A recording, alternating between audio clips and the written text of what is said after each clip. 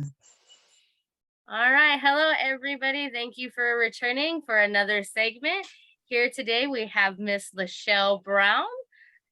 So I will hand over the mic to LaSchelle so she can tell us a little bit about herself. Hi there. My name is LaSchelle Brown. I am currently employed at Pilot Company as a merchandising representative. I am also a Navy veteran and the proud mommy of 22 that attends Mercer University. She's a senior. I have a 19-year-old that just graduated from high school, and I have a 14-year-old son. Two girls and a boy that they keep me going. I also am, I sit on the executive board as director of membership outreach, and I'm just doing a whole lot. So I am honored to be here and to be able to discuss some things with you guys. So looking forward to it. So, LaSchelle, you had mentioned that you are a veteran. So, can you tell us a little bit about that experience and your transition to the civilian life? Well, I served 8.5 years in the Navy. I went in as an electrician's mate. My first duty station was the USS Holland, which is a subtender. I was an electrician, went through electrician school. I went to boot camp in Orlando, Florida, and that was a long, long, long, long time ago. But while in the military and in my 8.5 years, I had the pleasure to do a lot of different jobs. I had outstanding leaders that really felt comfortable with me and believed in me as a junior personnel. I did everything from worked on submarines to working on ships. I did law enforcement, but I think the job that I really enjoyed the most was um, creating a course called Total Quality Leadership while I was stationed in Naples, Italy. In the civilian community, it's known as Total Quality Management. While doing that, I had the pleasure also to be able to teach rights and responsibilities. I attended methods for managing quality in the military at that time, building leaders and working on process improvement. It was huge. As as the military, you never think of each other as your customer. But the military, they started to think of it that way and try to find ways to improve their processes, even the way we were doing it. So that really helped me to gain an insight on how to become a great leader and how to take care of my internal customers, even just individuals that work with me. And with that being said, I've really made a push to do what I can to build great leaders. Some people say leaders are born. Leaders can always be developed. You may be born with leadership qualities. However, you can take anyone that has a determination and a drive. You can take them and build them into phenomenal leaders. I see it every single day. So that's why I got into doing into doing what I did. I got out of 8.5 years, um, and I missed it a lot. However, making the transition to civilian community, it was a challenge in the beginning because you're used to like everything is black and white. However, as the military started to transition, you had more of an input. Um, you were able to contribute more in terms of how to make things better for you and your fellow sailors or Marines or Army. I don't discriminate. I love all military. Um, but those experiences really is what helped define me as the person that I am today. And I am so big on building leaders, retention, in the work environment, and just letting people know that it's okay. Everything's going to be okay. So communication, and that's my big thing.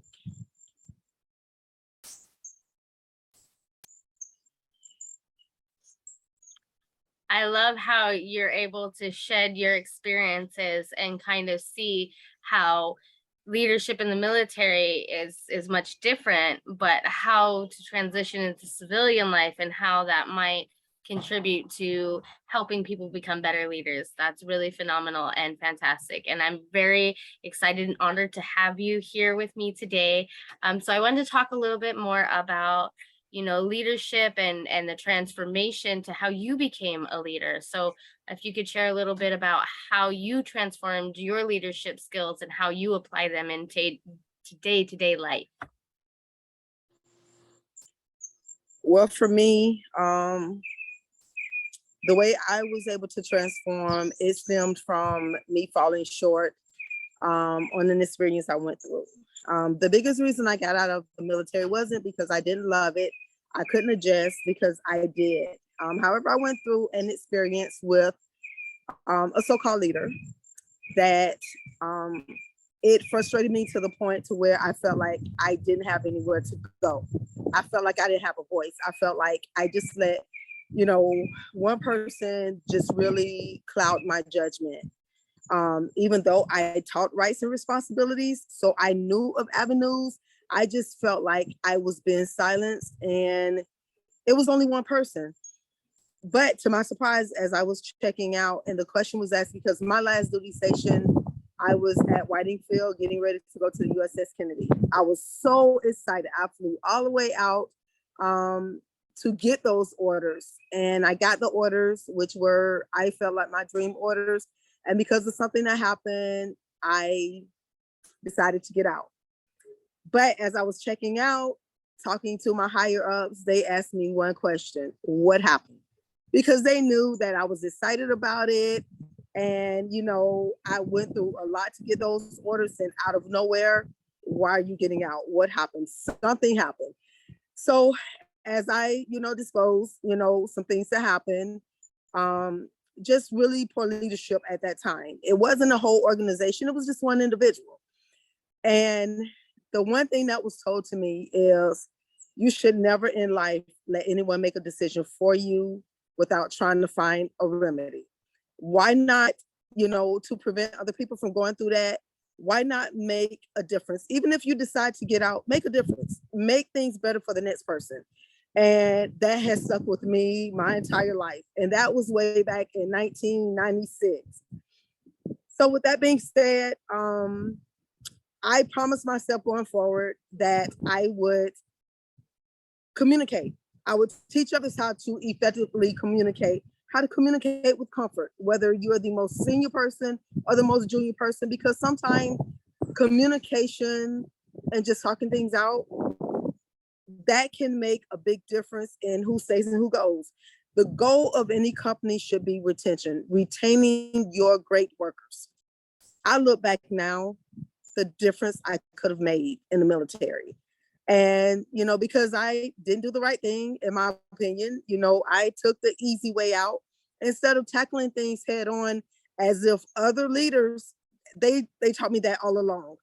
I've always been taught, at every phase of my career, I'm a junior person. And just because I wear an E4 rank, that doesn't mean I have to think like a junior person. That doesn't mean I have to behave as one. Always understand that you impact people up and down. And for the moment, I let that go. And I look back and I ask myself all the time, if those leaders were to know that I got out and why I got out the way I did, how would that make them feel? They would be so disappointed. And I'm the type of person, I don't like to disappoint anyone. So because I can't relive the past, I can only build for the future. I can only try to instill into leaders, understand what you say and what you do. It makes a difference. And you don't know what a person may be going through at that point in their life. You may say something to somebody that could help take your company over that hump.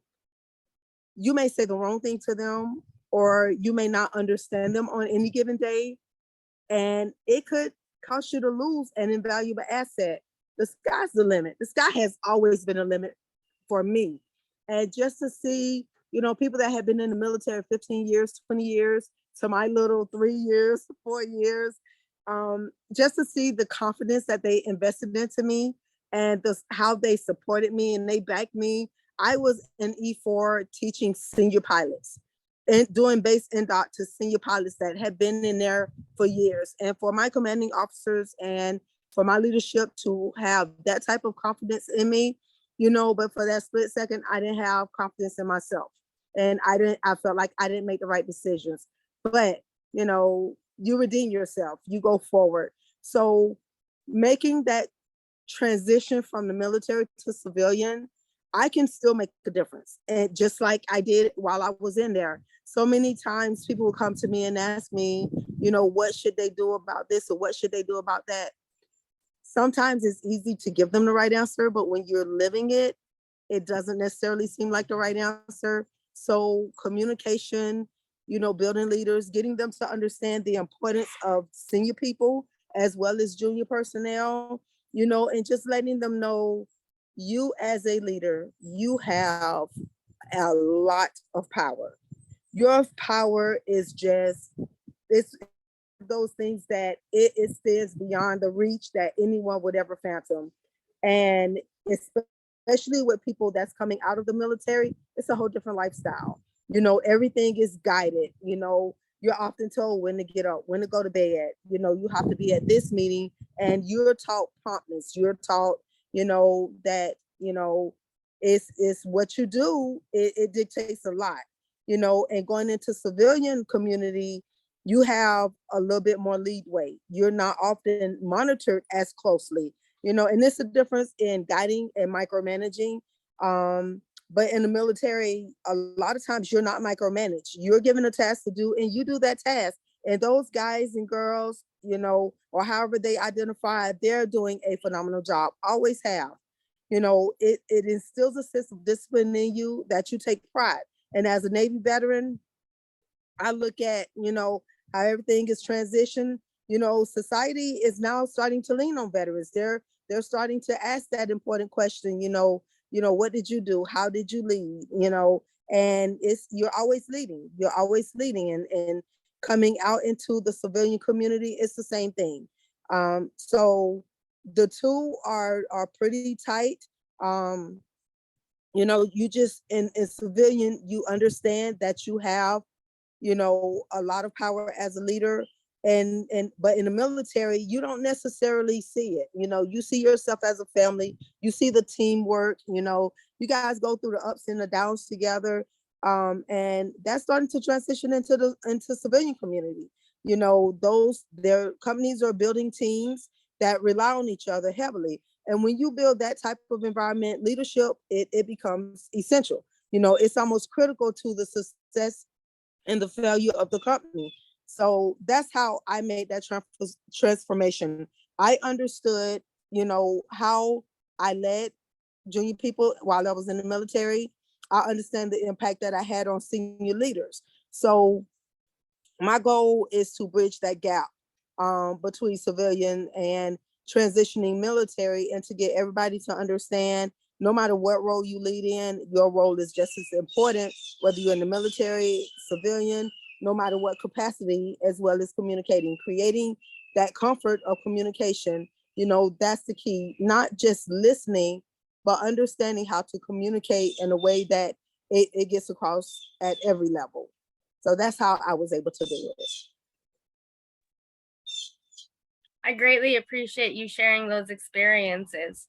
So I did want to ask you, when you're actually in those moments, do you have any advice for any individual who might not feel in the moment they have the confidence they need to make the right decision?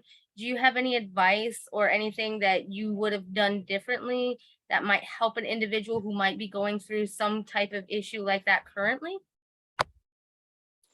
My best advice is to take a step back and think about it. Think about the long-term effect.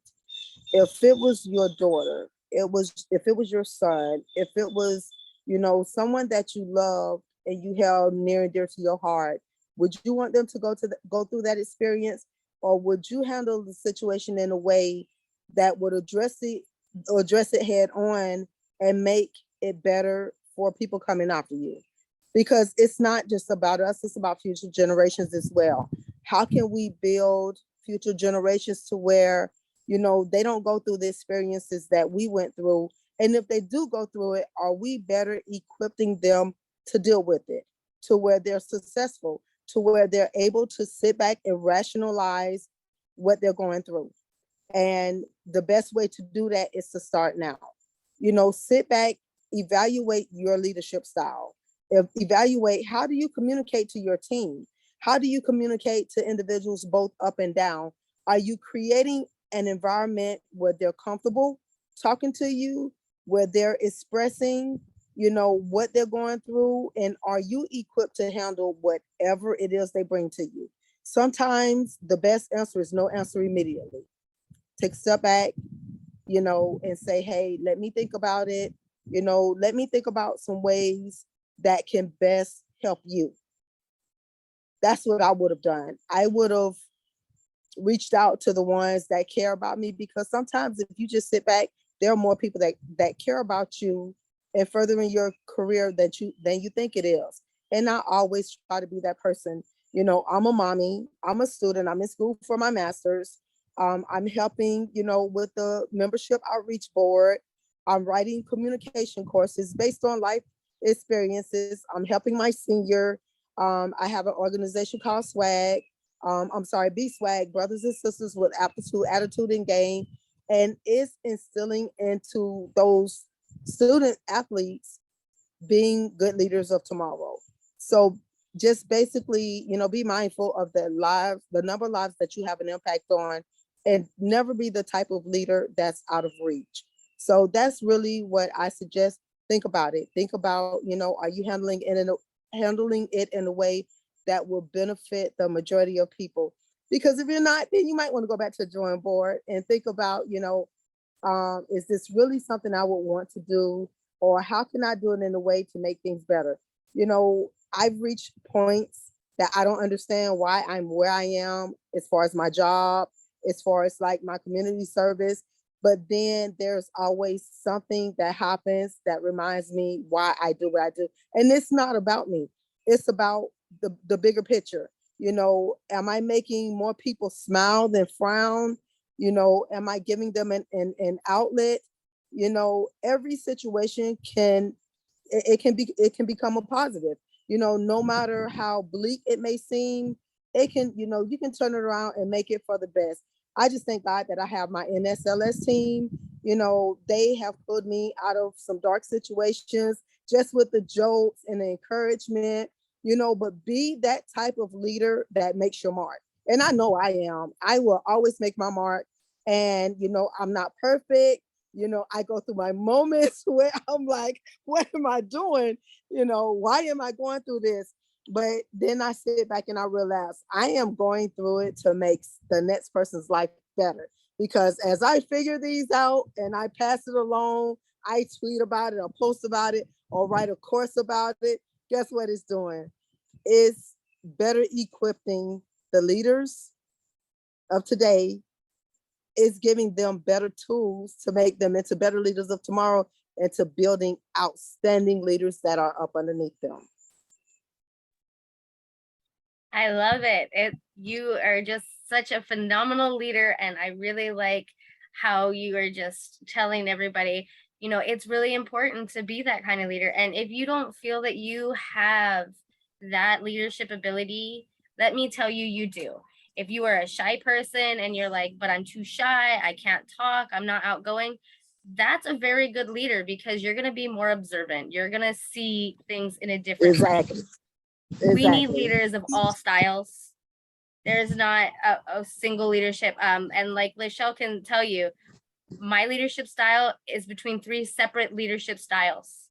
I do not have one leadership style. I do transformation. I'm charismatic. But if I have to be aristocratic, I will be, because my job as a leader is to guide my teams, whether it's in my volunteer job, whether it's in my real job. I've been in management and leadership for over 12 years myself. So I understand you can have a poor leader, you can have a good leader, but there's always somebody you can talk to. And that's really, really important for each and every one of you to know, that you have it within yourself.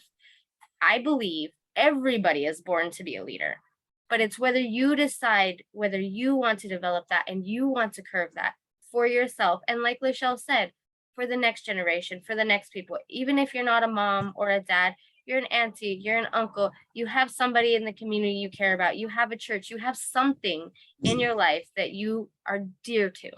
So I did Oh want yeah. to ask Oh yeah. you to kind of tell us a little bit more about your organization and the athletics and things like that. Could you kind of shed a little more light on that? And if somebody is interested in assisting you, how would they go about doing that? Well, when I was deep into it, and we are reestablishing it because I'm being pulled back into athletics. My son has started playing volleyball, and everybody's like, he's 5'10". Volleyball? Yes, volleyball. He saw a segment and an animation, and it sparked volleyball in him. But I support what he wants to do. But my organization is really athletics is a thinking sport. All sports, they have to maintain their grades. They have to be able to learn plays, no matter what sport it is. They have to be in shape. They have to, not only keep their mind right, but keep their bodies right. But in doing that, I developed Be Swag, Brothers and Sisters. It started out as Swag, Sisters with Aptitude, Attitude, and Game. Of course, I have daughters, so I built my program around my daughters. But then I started having their friends, which were boys, to ask, hey, can I come work out with you guys? When I had my semi-pro women's team, they would want to come work the clocks. Now, mind you, they got paid for doing it, but they, but they still joined in, and it was one big family. And to see them to sit there and focus, not be on their phones, but to learn how to run a game from start to finish. And that means setting up the shot clocks, checking people in, doing uniforms, make sure the music was together, the gym was swept, just concessions was set up to make sure all of that. So I figured that I would start a movement, and I really call it a movement. I would start a movement for individuals that wanted to, display their aptitude and their attitude. And when I say attitude, I don't mean in a negative way at all. But it shows them that it shows society that they're doing more than just playing sports. They're excelling to go to college. A part of my teams, they had to do college tours. They wore polo shirts. They wore matching sweatpants with pockets. They had on matching shoes, and it was yes, ma'am, no, ma'am, no cell phones out, and it was getting ready for that next stage. So really, social media, their posts mattered. So just everything to getting them ready for the next level. Because in order for them to be successful in life, they have to have a positive attitude, and they have to have a good aptitude. In other words, you have to be able to excel in college and in books of any kind. So they had to keep their grades up. But that organization is coming back out because a lot of generations are lost. They think that it's just about you do your homework, you go to practice, you go home. No, you have SATs, you have PSATs, you have, tests that you have to study for. And just like with the job market, colleges are able to be more selective about who they bring in. They don't have to take just anybody that's gifted. They are looking for athletes that have the mindset to succeed, that will be able to finish a 4-year degree, as well as be able to do it while being, on a basketball court, or football field, track field, or volleyball court. They have to be able to multitask. So that my organization is teaching them exactly that. This past weekend, I went to Covington for a baseball tournament, and I met a 15U baseball team. Those boys were on point. To listen to them talk, to see how their coaches interacted with them. And then one of the coaches sat down and showed me where he has a recruiting component to where recruiters can go in and take a look at their players. They're marketing the players. You have to stay a step ahead. So in addition to providing footage, they're providing GPAs. which that's where the aptitude come in. You can't have the athletics without the aptitude, because God forbid something happens to you athletically and you can't continue to play. Why would you drop out of college when your main goal for going to college should have been to get a degree, not just to play sports? So that my organization is teaching them to have, to be able to multitask, to be able to juggle your athletics, maintain a positive, good sportsmanship attitude, and also to keep up the athletic side of it.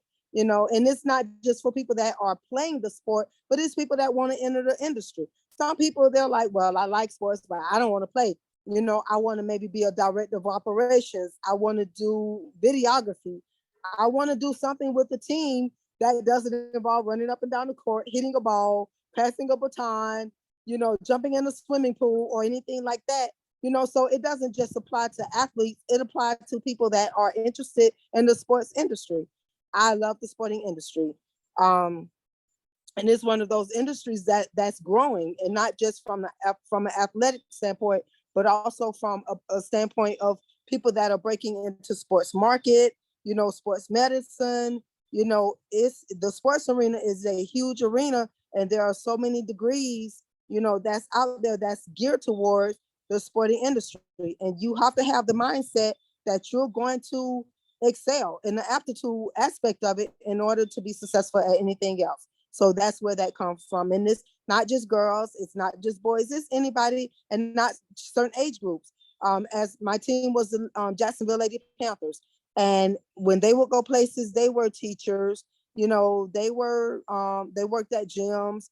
They worked at Amazon. They worked at a whole lot of different places. They had bachelors, they had masters. Really group of young ladies, and they did community service. So to see the smiles on both young lady faces, and to have that respect of boys as well when they went out there. I had one player, she used to dunk. She dunked in the game, and guys were like, wow, but she also was a college graduate, so I just really push the aptitude, because as employers are able to be selective about who they hire, employees should also have the same mindset, so athletes as well. So, I'm just helping them to transition what they do on the court to the classroom, as well as to real life. And it's also building, guess what, Ashley? Is building leaders of tomorrow.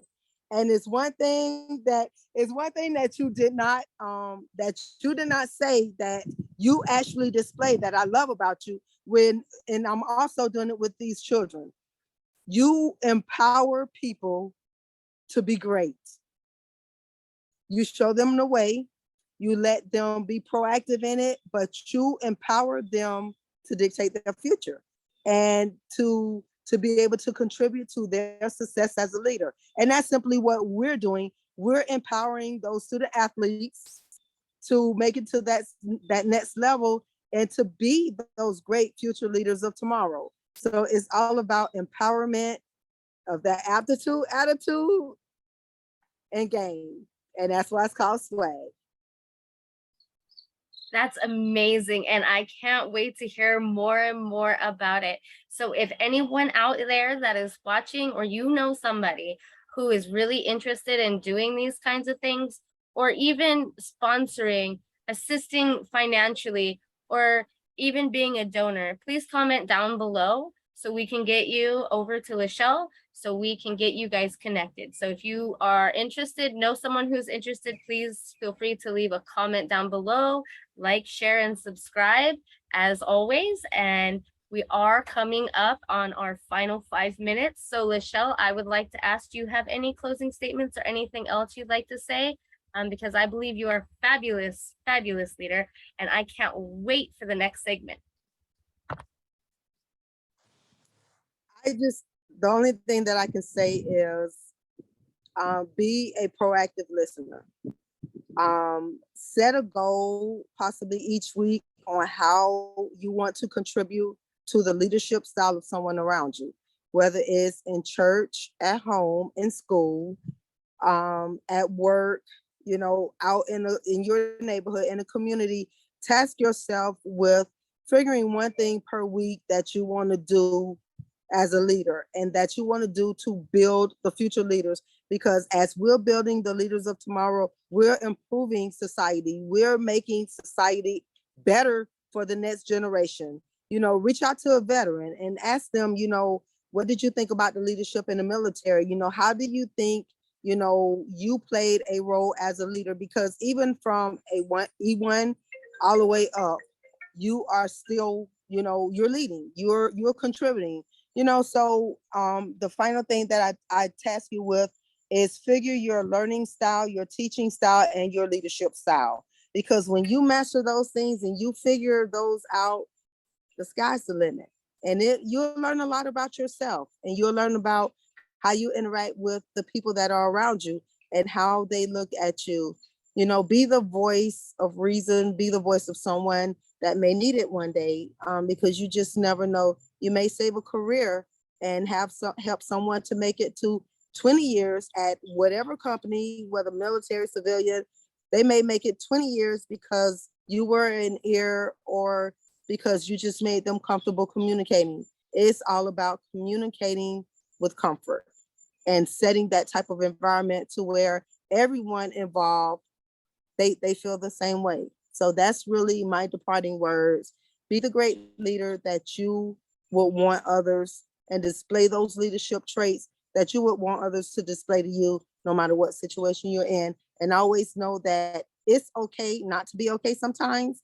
But as you're building, that okay will become superb, that you're great, you're good, you're getting over those rough spots. And that's all that matters in the end. Your next move. Don't dwell on the past. Make the future even better than what it is now. I couldn't agree with you more, LaSchelle. And keep in mind, everyone that you see today, like Steve Jobs, and anyone else that you see, Elon Musk, all of them, they're all just ordinary people like you, LaSchelle. They just decided to take that leap of faith. They just decided to make very extraordinary decisions to make themselves extraordinary people. So keep in mind, each and every one of you have that ability. It's whether you choose to master it. Remember, you choose your own destiny. You write it. You're the author. So make it the best you can for not only yourself, for the ones you love, for your community, and for society as a whole. Thank you for joining us here Yes. at T2C.